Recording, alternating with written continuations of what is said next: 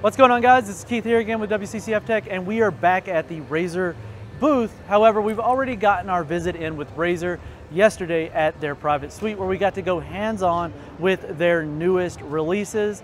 And well, let's just jump right into it. We're going to start things off talking about the Turret 2. And I know most of our audience here tends to lean to the PC side, but the idea that you can use a mouse and keyboard on console is pretty cool, especially since it's the Xbox One, and this is their specific tailored to the Xbox One, but it is usable on the PC. Some of the key features here that we talked with them about was it is using Razer green switches, so you are getting the mechanical switches with the little clicky. That's the only key that's going to be available when it launches, but they said depending on success. One of the things that we did get clarification on is that the DPI is adjustable. However, they weren't certain on if the keys were rebindable, and their idea is that that's probably going to be game dependent. Now, as far as charging, it charges through a main USB Type-C and plugs into a smaller cable for the mouse and can be used at your computer with the included dongle, so you can move it back and forth, but you're gonna have to move the dongle with it because they're not gonna supply a second one, or even, that doesn't sound like that's gonna be available for sale either, so that you can have one in both locations. But cool thing is you can use it plugged in like a normal mouse and wired mouse and keyboard, which is really nice to hear. As far as the experience on using it, our guy Kai with us, he did do a hands-on experience. That'll be linked down in the description if you like to get more in depth on that.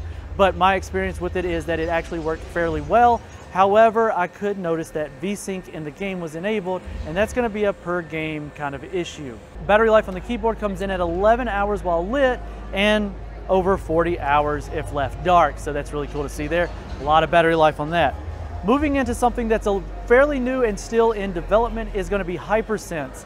That is haptic feedback for a lot of different peripherals. So right now, the Nari headset has the haptic feedback built in, and they've got a mouse and a wrist rest for your keyboard, so you can actually add that to your existing keyboard. You don't have to replace whatever keyboard you're using. And they did have a in-seat version, and that was actually relief to see that it wasn't a Razer branded seat a chair to have that, and it is wired, so you got to keep that in mind. So you got a wire going to your chair now if you use this, but being able to have the haptic feedback in your back and your headphones, your mouse, and your wrist rest gives you this surround feedback. And Kai did get a hands-on article with that. If you'd like to see that, that'll be linked down in the description below.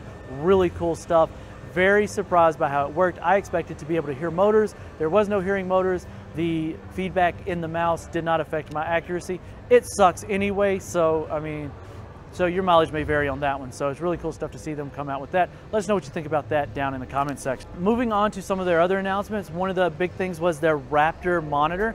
So this is a 27-inch 1440p 144 hertz IPS panel that oddly enough featured FreeSync, but we did get word that they are working on a GSync certified version of this monitor. So GSync users and anybody that already has Razer gear that supports GSync will have access to that in the future. It does, interestingly enough, come with all of the cables needed. So HDMI, DisplayPort, USB Type-C, and more.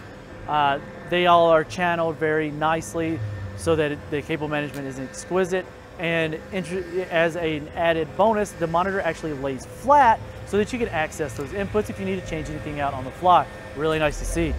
On to other updates, the Razer Blade 15 models are seeing an update this year. We are seeing RTX cards integrated into these laptops, which is actually really impressive. We did get a chance to play with the RTX 2080 Max Q in the Razer Blade 15, playing Battlefield 5 with ray tracing enabled, and albeit on one of the less demanding maps, it still ran absolutely flawless. I was very impressed with how well it ran. And another note, it was surprisingly quiet. I know there was a lot of concerns about heat output with these higher rated GPUs, and well, here to say the experience was really good. And touching on one last thing that Razer is doing is they are introducing their Tomahawk series of cases. Their lower end model, and I say lower end because it's not as expensive as the other one, is the Tomahawk regular. It has chroma lighting, tempered glass, good support for radiators. We didn't get a lot of time to see inside the case because it was all built up. The one that we did get a chance to look at on the internals as well is the Tomahawk Elite, which is absolutely mind-boggling. We're talking gull wing doors that are supported by hydraulic lifts, a suspended motherboard tray where the cables actually route through the tray so that you don't see cables everywhere. Nice SSD mounts on the back. There is no 3.5-inch support for hard drives in here. It's intended for someone who's going to build out a very high-spec PC with M.2 drives and SATA drives. So the 2.5-inch SSDs in the backside. So really cool stuff there. The only thing I didn't see and get a real clear answer on was where the radiators are supposed to go and how many they can support. So this has been Razer at CES 2019. Remember, the link down in the description below has multiple articles to elaborate on a lot of the things that we discussed in this video here, and we hope you enjoyed it. Let us know your feedback down in the comment section. This has been Keith with WCCF Tech TV. Make sure you're subscribed, hit that notification bell, and we'll catch you in the next video.